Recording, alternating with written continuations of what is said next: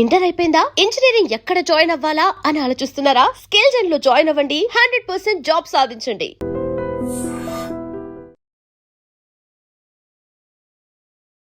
రీసెంట్గా నేను విన్నాను సార్, ఒక ఫ్యామిలీలో ఒక 2 years 1 year గ్యాప్లో ఇద్దరికీ క్యాన్సర్ వచ్చింది, డిఫరెంట్ క్యాన్సర్స్. అట్లా కూడా ఉంటుందా సార్? మేడం, ఒక పేషెంట్కి 6 క్యాన్సర్లు చూశాను నేను. అంటే గత 36 ఏళ్లలో 6 క్యాన్సర్స్ సర్వైవ్ అయ్యారు. ఆవిడ బతికేశారు. వారికి అవగాహన ఉండటంతో ముందుగా పట్టుకుంటున్నారు. సో నేను ఇందాక మనం వచ్చి నెగ్లెక్ట్ చేయడం వల్ల అట్లా నెగ్లెక్ట్ కాదు మేడం, కొత్త క్యాన్సర్.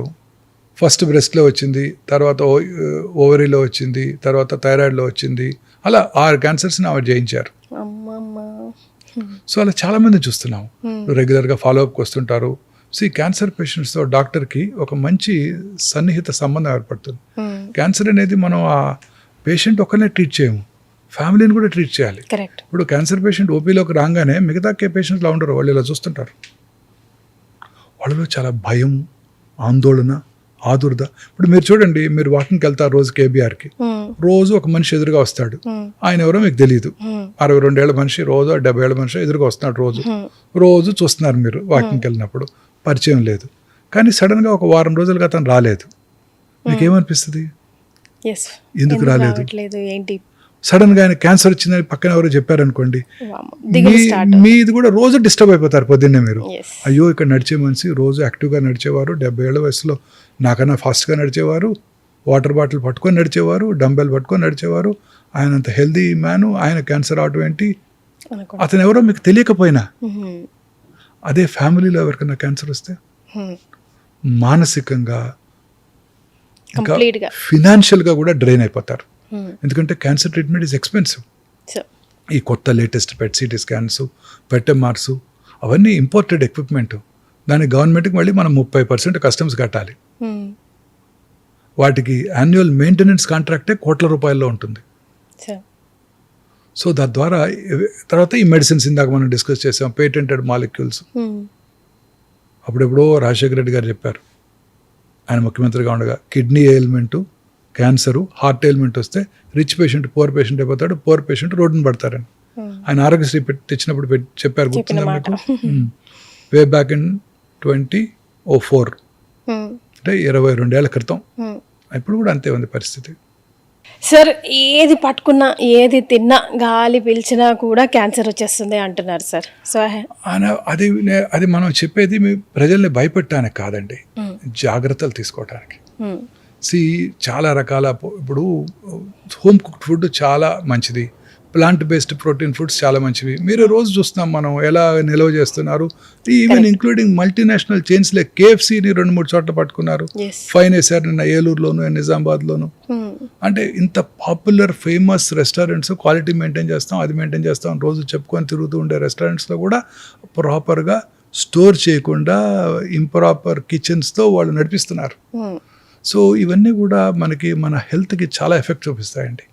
మీరు అన్నారే ఇందాక, ఏ పదార్థమైనా స్టార్టింగ్ ఫ్రమ్ ఫ్రూట్స్ ఎన్ని రకాలుగా కల్తీ అవుతుందో మీరు చూస్తున్నారు, వెజిటబుల్స్ ఎన్ని రకాలుగా వాటిని కల్తీ అవుతున్నాయి చూస్తున్నారు, ఎలా మగ్గ పెడుతున్నారో ఈ ఫ్రూట్స్ని మీరే చూస్తున్నారు. అలాగే ఆయిల్స్, రీయూజ్డ్ ఆయిల్స్, అవగాహన లేక మనం ఇంతకాలం వాడిన రిఫైన్డ్ ఆయిల్స్, ఇవన్నీ కూడా మన శరీరానికి ఎంతో హానికరము. సో ఇవన్నీ కూడా ఈ బయట చేసే ఫుడ్స్లో మీకు ఫ్రెష్గా ఆయిల్ కొని వాడు మీకు అమ్ముతారనుకుంటున్నారా? లేదు, రీయూజ్ చేస్తూనే ఉంటారు.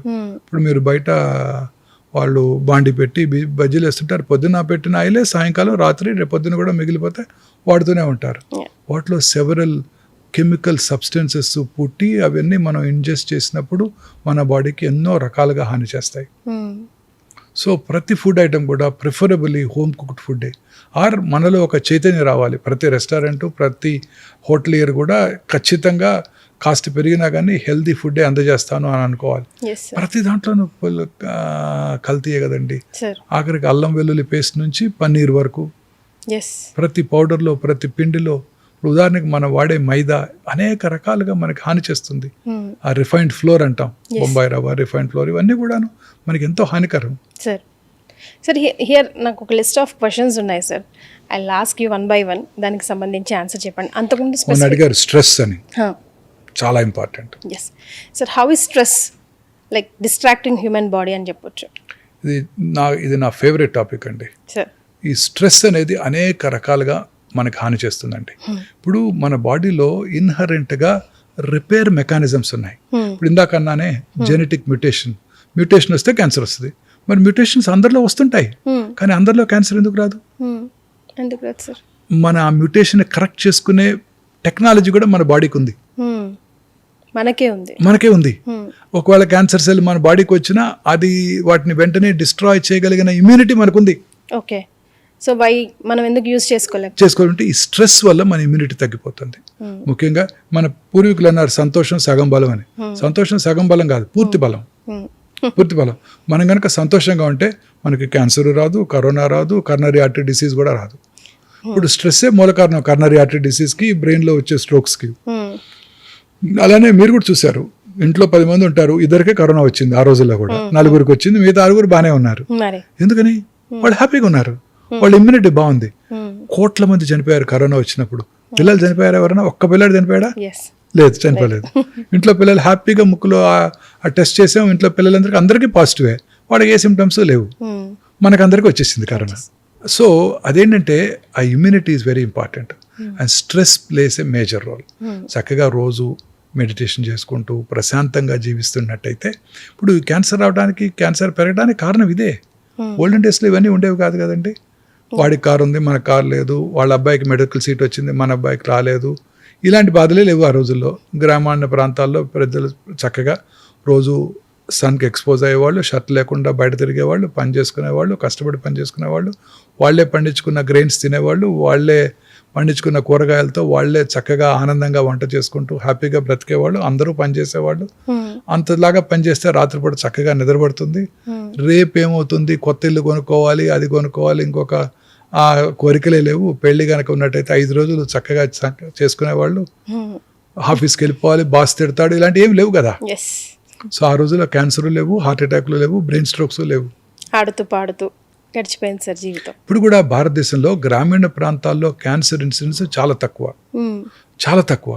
అర్బన్ ఏరియాస్లో ఉదాహరణకు ముంబైలో ప్రతి 1,00,000 మందికి 150 మంది క్యాన్సర్ బారిన పడుతున్నారు. అదే శాన్ ఫ్రాన్సిస్కోలో, అమెరికాలో 400 మంది క్యాన్సర్ బారిన పడుతున్నారు. మరి అది డెవలప్డ్ కంట్రీ కదా సార్. మరి అందుకే వాళ్ళకి స్ట్రెస్ ఎక్కువ. డెవలప్డ్ కంట్రీస్లోనే ప్రాబ్లం. అదే మన గ్రామీణ ప్రాంతాల్లో క్యాన్సర్ వచ్చే అవకాశాలు ప్రతి 1,00,000 మందికి 60, చాలా తక్కువ. Happy life.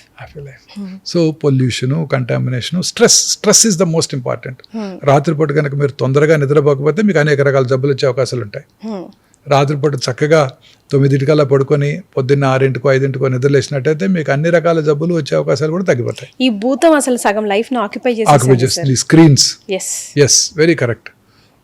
తర్వాత రాత్రి కనుక మీరు ప్రశాంతంగా పడుకున్నట్టయితే తొందరగా ఈ టీవీలు, ఈ స్క్రీన్స్కి, మొబైల్ స్క్రీన్స్కి అలవాటు పడకుండా తొందరగా 9 గంటలకల్లా పడుకొని నిద్రపోతే 132కి ఒక మంచి హార్మోన్ ఉత్పత్తి అవుతుంది మన బాడీలో.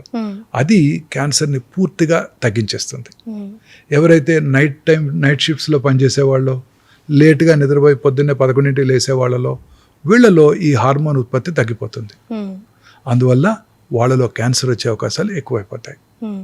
ముఖ్యంగా ఈ hormone related cancers, breast cancer, prostate cancer, ovarian cancer, uterine cancer, ఇవన్నీ కూడా ఈ క్యాన్సర్ ఇన్సిడెన్స్ వీళ్ళలో చాలా ఎక్కువ.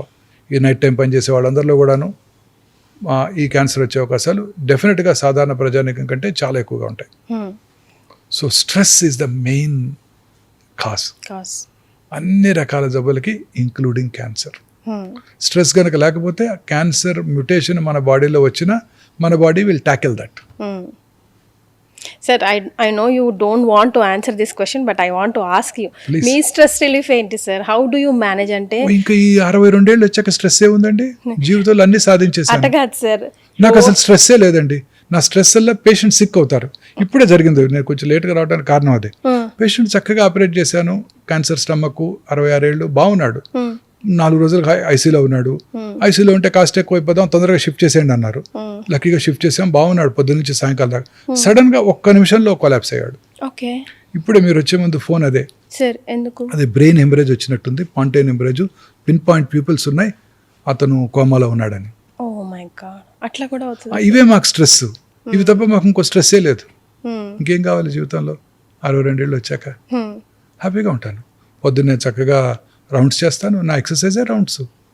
మా హాస్పిటల్లో 8 అంతస్తులో పేషెంట్స్ ఉన్నారు, -1 నుంచి స్టార్ట్ చేస్తే పొద్దున్నే 9 అంతస్తులు ఎక్కేస్తాను.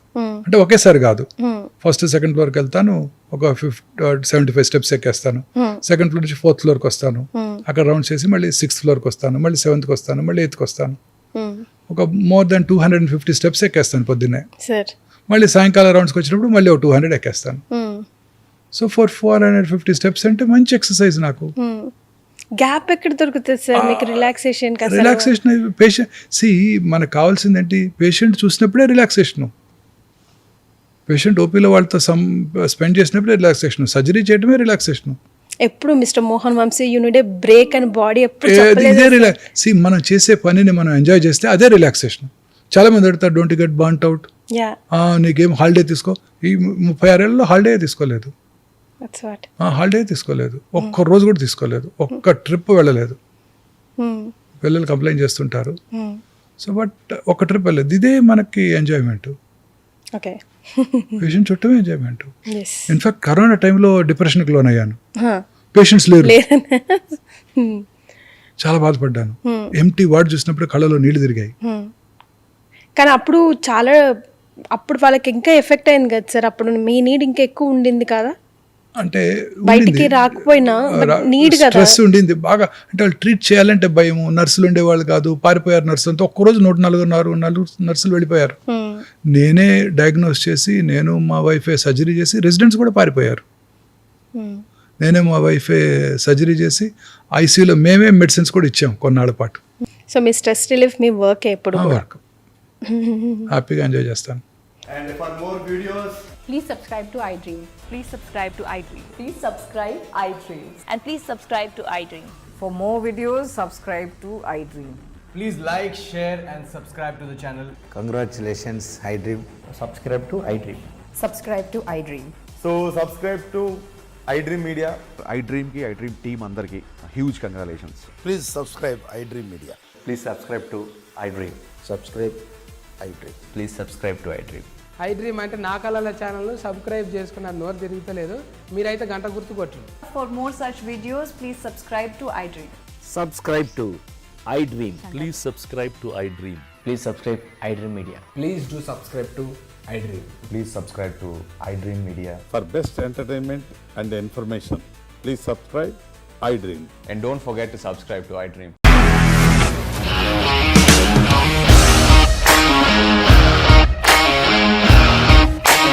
ఇండస్ట్రీలో కమిట్మెంట్ ఇష్యూస్ వస్తే నీకు కూడా వచ్చినట్టు మార్నింగ్ తీసుకెళ్ళాలంటే కొట్టి పడేసాడు.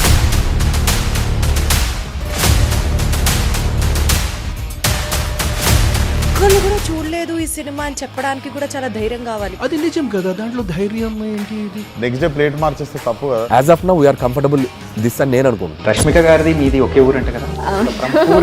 నీకు కోపం వచ్చిందంటే బాగా తిట్టేత్తరా? తిట్టేద్దామండి. నిజంగా గేమ్ ని ఎలా చేంజ్ చేయగలిగారు? ఏపీఎస్ఎఫ్సి వాళ్ళకి 6 నెలల్లో నేను 6 లక్షలు కట్టా. బిజినెస్ చేయాలనుకుంటే it is as difficult as riding a tiger.